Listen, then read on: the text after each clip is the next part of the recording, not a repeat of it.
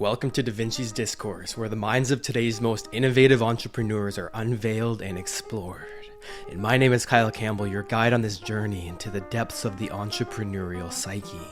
So sit back, relax, and get ready to dive into the minds of the greats. This is Da Vinci's Discourse. Right on, brother. Let's get into it. So, Jacques, dude, it's nice to have you here, man. Why don't you tell me a little bit about yourself? What do you do? What do I do, man? Yeah. Well, I recently turned 38. I have a lot more gray hairs in the past couple of years than I've had, when I started as an entrepreneur. So I'm married with two little girls, 6 and 8. So I'm a family man, and I guess I'm an entrepreneur. I run two businesses.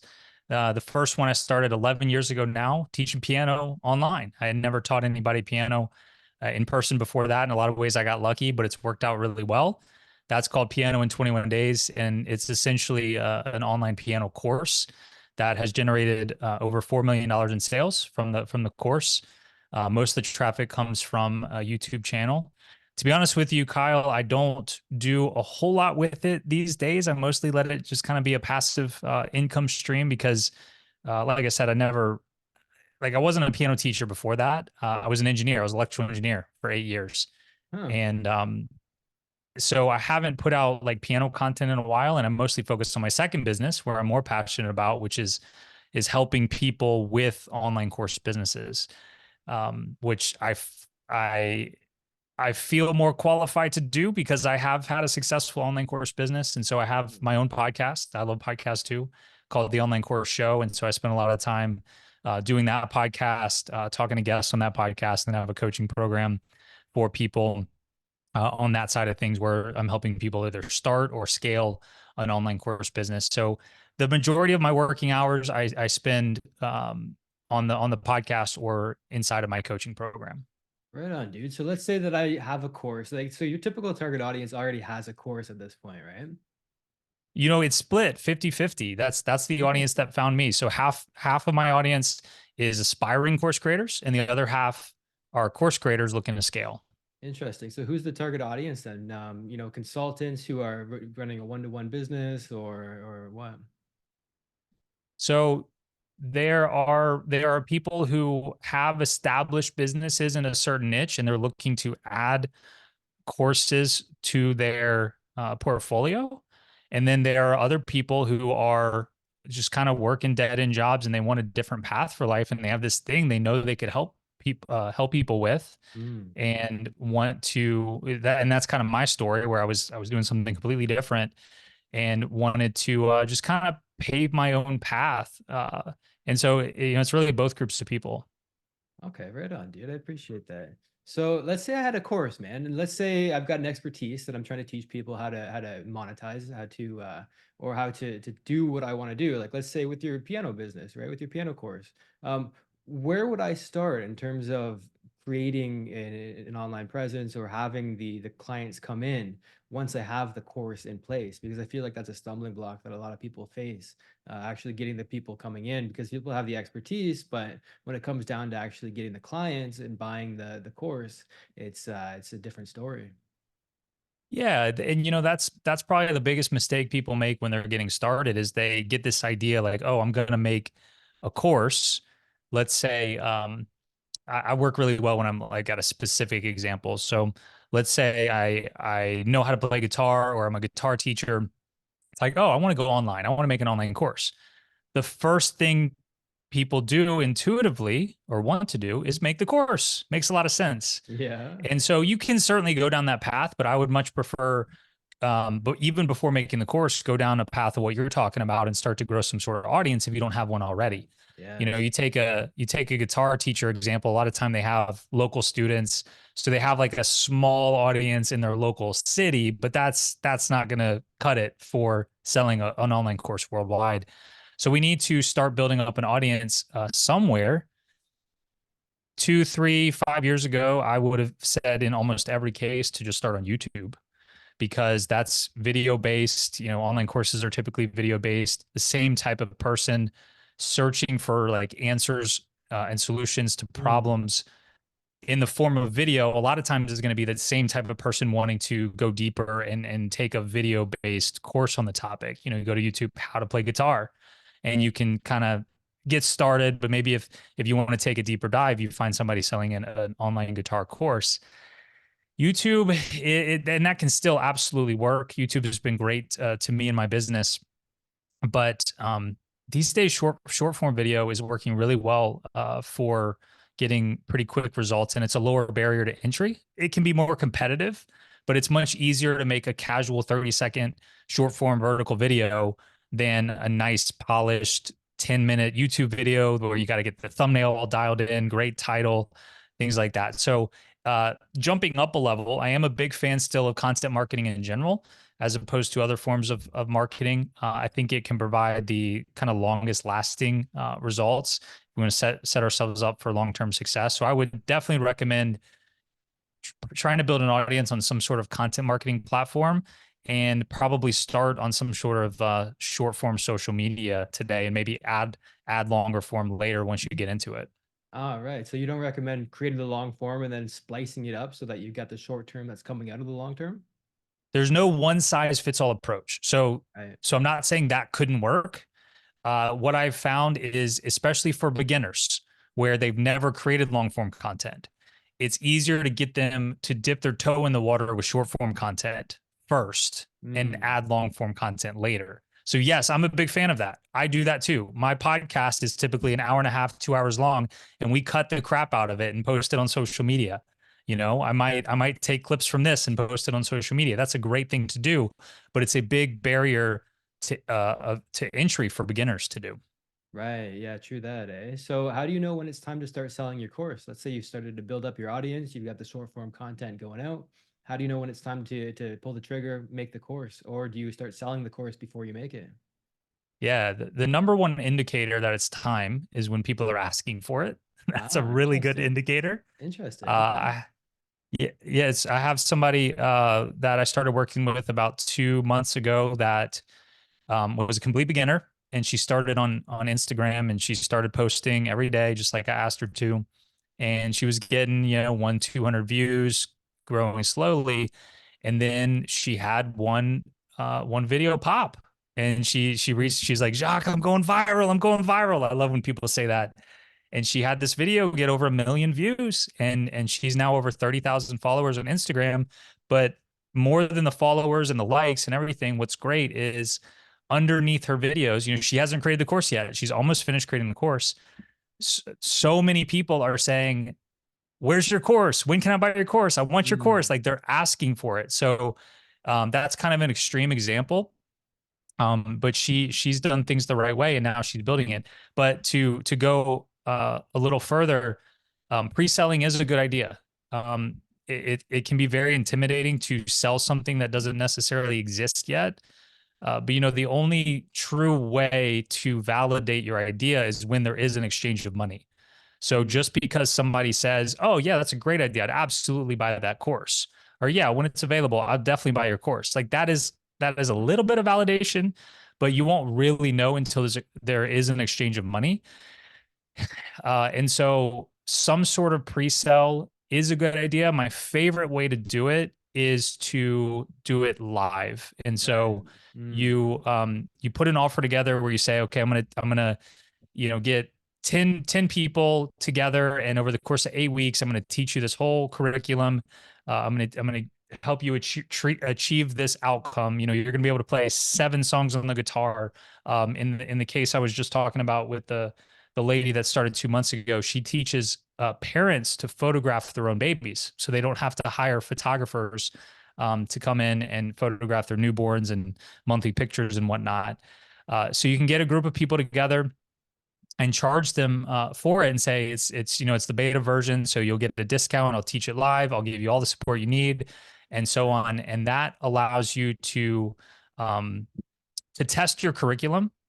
It allows you to validate your idea because there is an exchange of money. So that's a really great way to get started. Now, what do you think about choosing the niche that you're going to be doing that in? Because I agree that the pre-launch is stellar, especially when you do it live like that. You get feedback from the audience, then you know how to market it based on the feedback that you got, and then how to improve the course moving forward, right?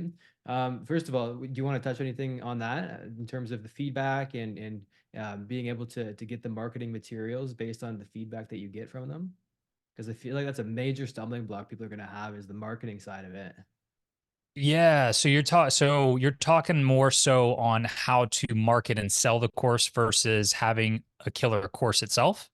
First of all, yeah, because like you said, we got to build the audience up before we have the course coming out, right? So the way I'm thinking about it is we start building the audience up, be it TikTok or YouTube or what have you, and then we move it over to starting to create the course after they have demand for it. But then I'm thinking, instead of create the course, you just do it live, 8 sessions over 8 weeks, and then you turn those sessions into modules, and that's your course, your 8 week course. Afterwards, you just take the recordings, but then you've also gotten feedback, so now you know how to market the course based on the questions and the mindset and the nuances that you've got in terms of the details in the audience, because you've asked questions, you've gotten answers from the audience as you move forward through the course live.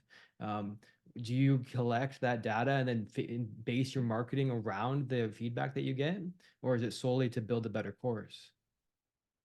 Oh no, it's all of the above. Yeah. We can absolutely use it to build a better course. I think that's the more straightforward um way to apply feedback, because we're teaching it live. Like, this example I keep using, she did teach it live. She got a group of moms together, and she's teaching them how to photograph their kids, and she's like, it's crazy. I never thought about the questions they're asking me, because I've been a photographer for so long. It's really hard for me to put myself Wow. in their position and understand. Like, she's like basically saying their questions are so basic. She didn't realize she had to cover certain topics, but she does. And so she's able to fill in some of those gaps in our curriculum.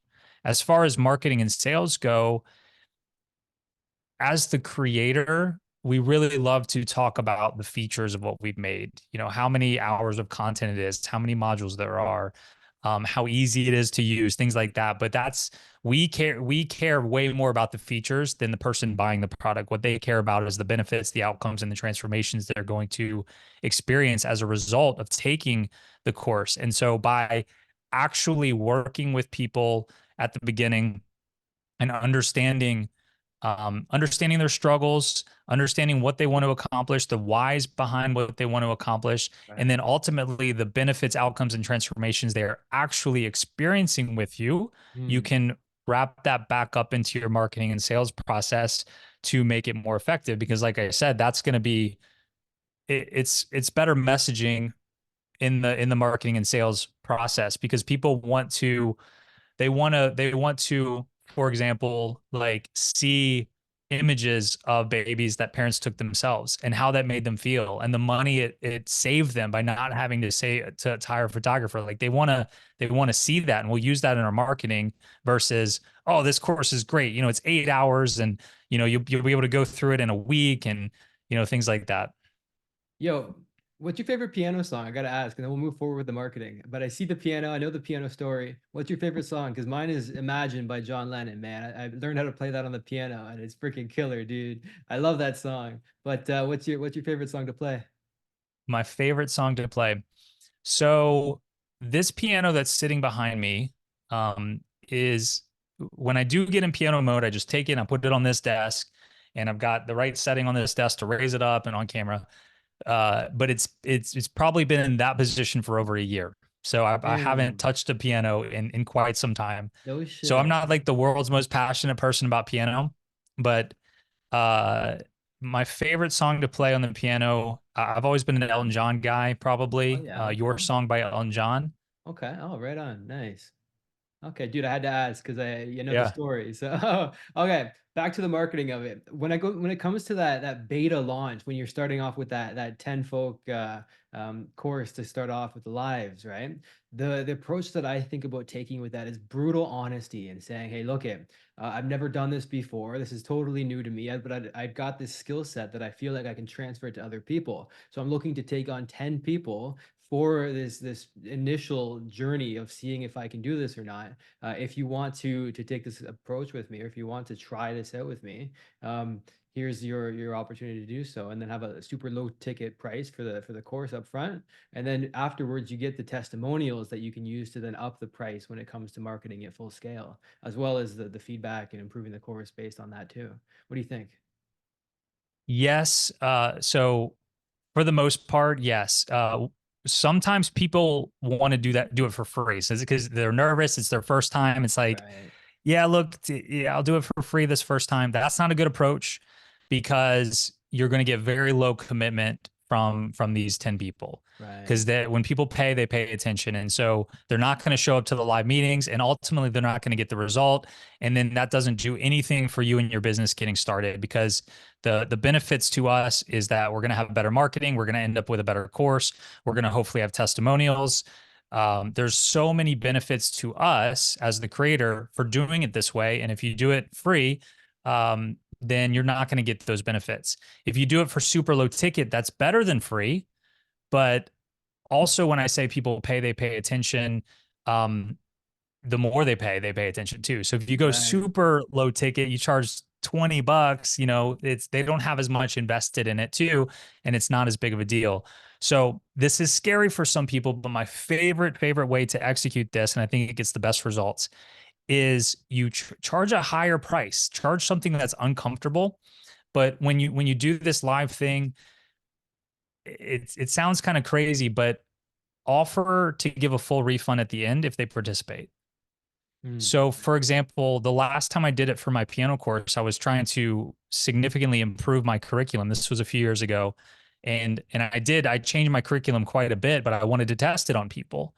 And so I put it out there, that it was going to be $1,000. But if they showed up to every session and they did the homework, they'd get a full refund at the end. And because there's so many benefits to me as the creator, to them showing up and doing the work. Regardless if they get a And good result or not, because most people offer a refund if the result is bonk, then they're like, okay, come back for a refund. But you're saying to offer a yeah. refund regardless if the content is great or not. You're saying, hey, look, you're going to get this result. Even if you do get this result, come back to me at the end of the course and I'll give you the refund, because what I'm really after are your testimonials here. Yeah, it's the best of all That's worlds, killer, other than the dude. fact that you're not going to end up with a big payday. But I want to help people set up for long-term success. And so by doing it that way, people pay and they pay attention, but then they're really motivated to get that money back too. Yeah. Right. In my case, it was $1,000 each. And it kind of sucked, just like holding on to that. I had 8 people and I was holding on to $8,000 that I really wanted to give back to them. And all 8 people ended up getting their money back at the end. And so I charged a higher price with that promise. And then, because, especially if it's your first go at it, in the marketing of this thing, I like to call it a boot camp. We can kind of pitch it as a free opportunity, but when push comes to shove, there is a transaction of money. And so you do get high quality people coming in. And so I recommend people have to apply to it and maybe even charge a fee to even apply to it. So you just don't get all these bad applications, and charge a higher price with the promise of, if you show up and you do the work, no matter the result, show up and do the work, then you'll get a full refund at the end. That is the best way to do it. I love that, dude. It's a killer strategy. Now, when it comes to actually selling it, how do you do it? Do you sell it through a webinar? Do you sell, because webinars are advanced, man. It takes a lot of psychological understanding to pull off a good webinar. So, how do you recommend somebody goes about selling it for $1,000? Yeah, that's what's great is you don't need like a webinar to sell something that's free. There's a catch. We just went over that. There's certainly a catch, but all you need is a simple application funnel. You put up a very simple sales page with a short video explaining the opportunity. Be very transparent about why you're doing it this way, like what the benefits are to me. Like, hey, this, hopefully this is going to be a bit win-win. You're going to learn piano. At the end of the day, you're not going to pay anything for that. I'm going to get direct feedback from you. I'm going to give you my best. I'm going to hold your hand through the whole process. It's a total win. And for that reason, it's a very exclusive opportunity. And so I'm going to need you to apply for it. And I'm only selecting X amount of people. And so then you just have a button below the video to apply, ask a few questions, and go from there. Oh, right on, dude. I love that shit. So hell yeah. What about the niche? Let's go into that a little bit, because I'm curious how you think about choosing that niche, because you talked about a woman who chose photography for babies. That's an interesting niche, She's not doing photography for families. She's not doing photography for graduate students, which would be another niche, but she's doing Yeah. photography for babies, right? How do you recommend somebody thinks about choosing their niche when it comes down to the marketing of it? Hey, I hope you're enjoying the podcast, and I want to let you know that I've got a free book that you can get if you want to tap tap into more of these resources. And you can get that for free at kylesbook.com. Back to the podcast. Yeah, so in most cases we'll have our broad niche and then our specific niche. So like for me, my broad niche is piano. But typically we want to, at least when we're starting out, try to find a more narrow and specific niche than the broad niche, because it's hard to stand out when you stay broad, right? If she were just teaching broad photography, it's less appealing, right? You Right. think you're talking to everybody. In reality, you end up talking to nobody. And so the more specific we can get, the more interested our ideal person would be. So in her case, she knows all kinds of different types of photography, but it comes down to what you would enjoy and what there would be a market for as well. And so she really enjoys the baby stuff and helping parents with the baby stuff. She does that in person from time to time. And she also knew there would be a market for that. Or let me say that she thought there'd be a market for it. And her idea has been validated through the views and likes she's gotten. She's now very quickly over 30,000 followers on Instagram. But more importantly, there has been an exchange of money for what she has to offer as well. And so she had an idea, she got specific with her niche, and then she validated her niche. If it wouldn't have worked out, if she, it's still early in the process, but it's possible you kind of niche down based on what you would enjoy doing and what you think there'd be a market for, but it doesn't work out and you have to pivot and try something else until you get that ultimate validation.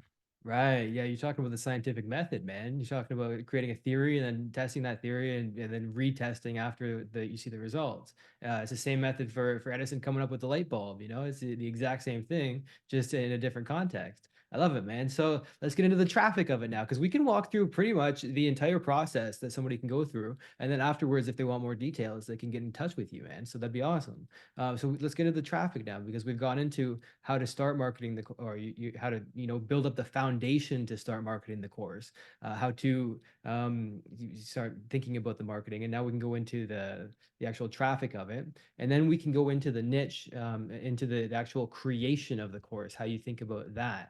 So we'll go into the full process of it, but let's get into the traffic now, man. What do you think about the traffic? How do you think about it? Are you a paid ads guy? No, I'm organic, using AI mostly. Yeah, I'm not. I'd love to learn more about that. I don't. I mean, I use AI on my day to day, but not necessarily to drive traffic. So it Yeah. sounds like you've got a lot to teach on that topic. Yeah, I'd be But happy to help you out, man, for sure. some people like think in theory that they're just gonna like create a course and then they can just drive traffic through paid ads. It Right. sounds amazing in theory, right? Yeah, I haven't Sounds been able to get it amazing. to work myself, dude. I haven't been able to get that $1 in, $2 out thing going. So that's why I had to pivot with the AI. And so we found a way Okay. to get that to work. But yeah, no, paid ads haven't worked for us, dude. So we're speaking the same language here. It just sounds so appealing because it sounds like the easy button. Yeah. But I've had now, I could talk about my own experience or even the experience in my coaching program, but I've also had hundreds of course creators on my podcast. So I picked the brains of course creators in all kinds of niches. And the story that I hear where they succeed, like their main traffic source has been paid ads, is extremely rare. It does happen, but it's extremely rare, and way more common is course creators try paid ads and they waste money doing it.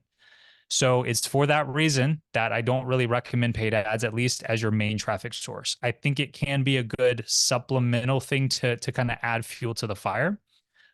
So that's my spiel on paid ads. I spend a little on paid ads, but it's just supplemental on top of our main efforts. Hmm. You can do like influencer and affiliate marketing as well. Still not a great like primary traffic source. Also something you could maybe add on later once you're more experienced to add an additional traffic source. But the most success stories I hear are from, and my own experience as well has been from content marketing. It can be It can be a podcast, it can be a blog, it can be YouTube, it can be short form video, some sort of content marketing where you're putting out consistent, high quality content that begins the process of building trust and rapport with your target audience is still the most tried and true way. Now it's not super easy. It takes work, but if it were easy, everybody would be doing it, but that's my top recommendation for your main traffic source. Yeah, what's interesting about paid ads, dude, is that you can start small, like $5 a day, just to get the messaging right, just to see if you can get that headline or that the emotional triggers that you need to be able to withdraw out of people to trigger buying behavior. You can start that with paid ads. Really, we use AI for it all, man, because the AI it's kind of like a company agent. It reaches out to people individually, creates a customized message for them. It's actually one of the ways that I got you on this podcast, man, is that my AI agent found you, was able to create an outreach that based on the research that it made for you, and then create and then send that outreach for me. So it did all of the above, and all I had to do was do a little bit of research on you before getting on the call, and then we're good to go. So that's the way I look at traffic: is how do we use technology to do it for us? And there's some interesting ways to use AI to do it. I'd be happy to get into that a little bit with you afterwards, man, for sure. Well, I mean, what are you using for that? Like you said you've used AI to find me Yeah. and then to also reach out, right? So Yeah. what are you using besides ChatGPT? It's ChatGPT is the engine that's behind it. We've got APIs that tie the engine that's the GPT-4 to the hands and arms and legs that give it the outreach allowance. So it's the GPT crafts, it finds the people, first of all, crafts the message, second of all, and then it's essentially kind of a yellow brick road into the through the API, connecting it to the outreach system. So it creates the message, finds the person, finds their email, and connects it to that outreach delivery system. And we're able to do all of that through API on the back end. And it's magical, dude, because it's automation that's creating connections. It's not replacing connections; it's enhancing them. It's augmenting them. It's and allowing them to have the seed planted and start to thrive. So we're doing that for clients with our agency, and it's working out incredibly, man. It's something that was just a dream a year ago. Now it's a reality, and it's only getting better. So it's badass, dude. What we're able to do, hell yeah. So I'm the reach out telling part, you, is that man. essentially something that you programmed on top of GPT-4? Yeah. So GPT-4 finds the people, crafts the message, and then it gives that message to the automated outreach system that then sends the follow-ups, and it'll follow up with you for, like, if you didn't reply, for example, it would have continued to follow up for the next month or two, either until we get a response, yes or no, or until there's just no point in reaching out because we've reached out 60 times and nobody's gotten back to us. So it does all of the above for us, man. Yeah. It'll do the cold email. It'll find the person. It'll craft the message. It does it all. What do you That's think really about cool. that? Yeah, it's badass, right? I don't tell many people about it because we want people to think that we crafted these outreaches so personalized and they're beautiful, and people are getting these and it's true because we do have to do the research, but the difference is the research is being automated, and that's the beautiful part about it. What do you think about that now that I've told you? It's It's cool. It's cool.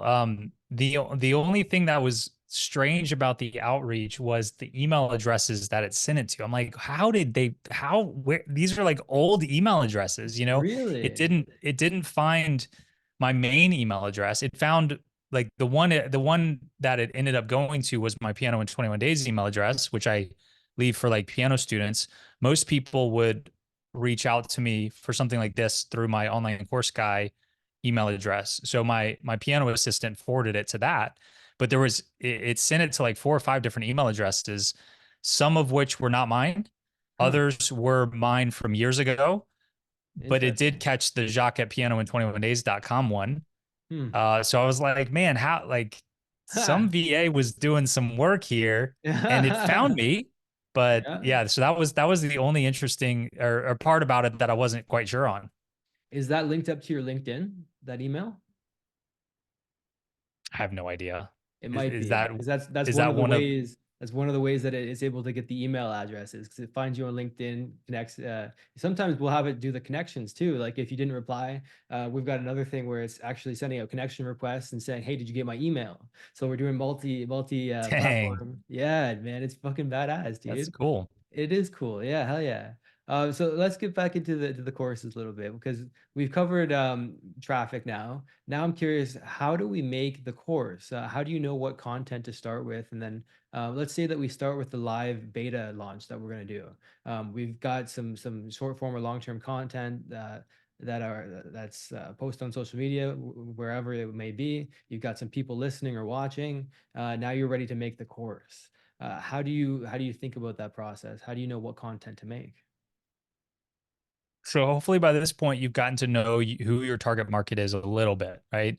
So Yeah. you really try to envision who that is, where they are now, what they're struggling with, and then ultimately what they want to try to accomplish, right? So if it's piano, like they ultimately they don't want to just learn how to play scales on the piano. They don't want to just learn the names of the notes, right? They want to, in my case, they want to play actual songs on the piano. And in my audience, wants to learn quickly without sheet music.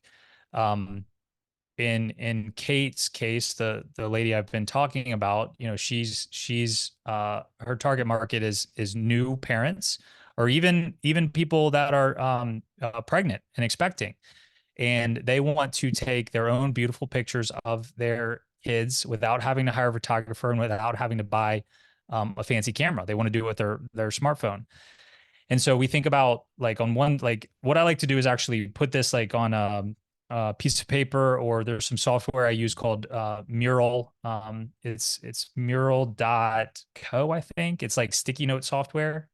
Yeah, mural.co. And on one side you put um, like an avatar of your dream customer before they interact with you. And on the other side you put what they would look like having experienced the outcome that you're promising. And Interesting. then we got to fill in the gaps of how to get there. How do we take this person and transform them into this person? And so you start just dropping in sticky notes. You can do it physically, or you can do it with mural.co on what those steps would be. And we have like high level steps and low level steps. Your high level steps can end up being like your modules, and then your low level steps within those like categories can end up being your lessons. And what's great about sticky notes is you can move things around. It's like, no, that probably should come over here and this should come over there. And so at a high level, we start filling in those gaps, and we don't want to leave anything out. We want to go step by step, sequentially, and just we do the best that we can. But then that's why it's so important to test it on people. Like I Mm. was saying with Kate, like she did this, but she still left gaps because she had those gaps because she's been doing this thing for so long. She didn't realize people struggled with certain things. And so when she releases the first actual version of her course, it's gonna be so much better for having gotten real feedback from real people. Mm. I love that, dude. That's a sweet approach, because you're basing it off of like that's where your mind went first of all, is the people, not the knowledge that you have, but how it's going to affect the people. You start with the target audience instead of yourself. So you're already thinking about it from their point of view. It's interesting. It's a different approach than I think most people would take. Where my mind went when you said that, let's say a mother is expecting a baby in the future, and she's pregnant and she's going to have a baby. She wants to be able to take the pictures herself. What your client there could do, I forget her name. What was her name? Kate.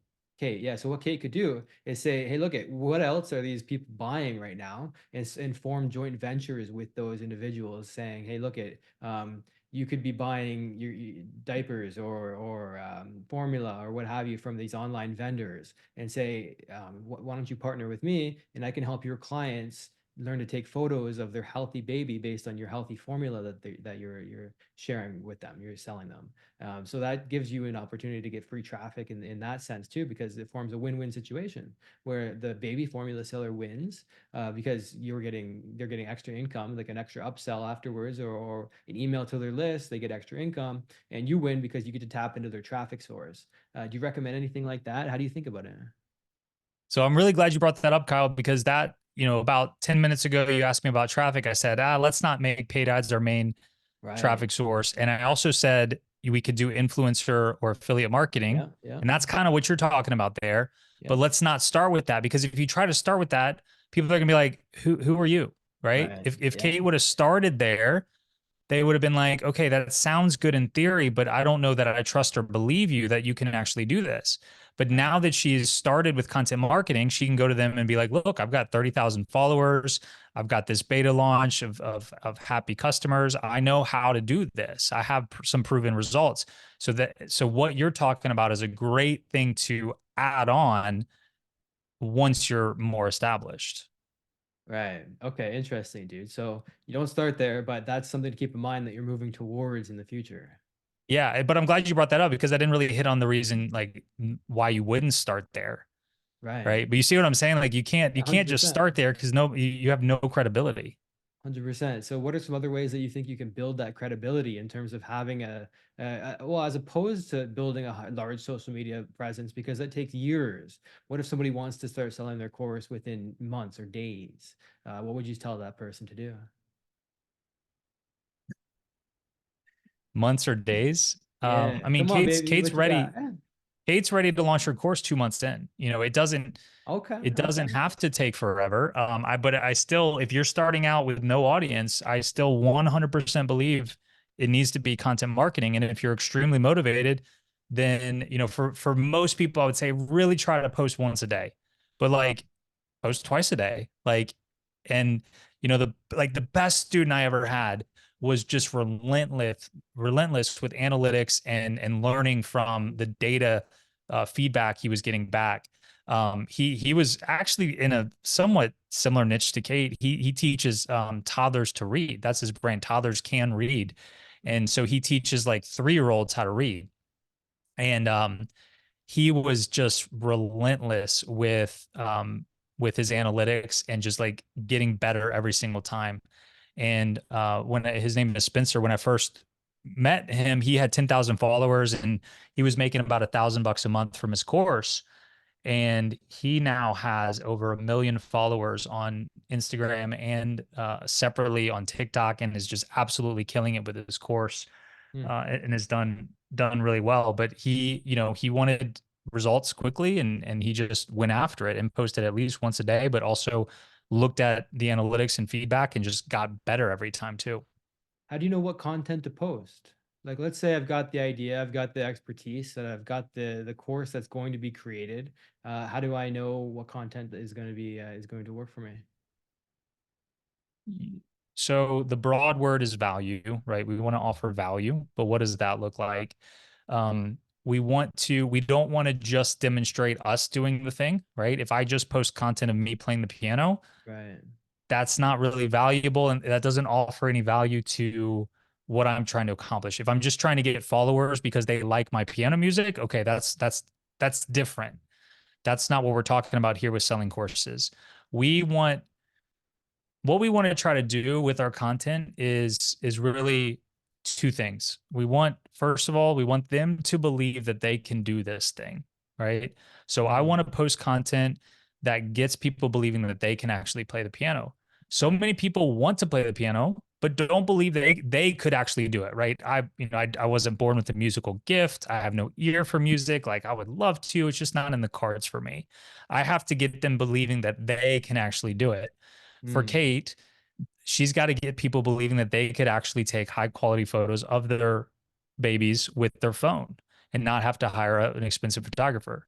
For Spencer, he's got to get people believing that their 2, 3-year-old, because that sounds crazy, like Yeah. that they can actually read. Yeah. And then secondly, our content should get them also believing that we're the perfect, like once they believe they can do the thing, that we're the perfect guide to get them there. Like, Mm. oh yeah, I believe I can learn piano. Oh, Jacques the guide. Like I want to follow him.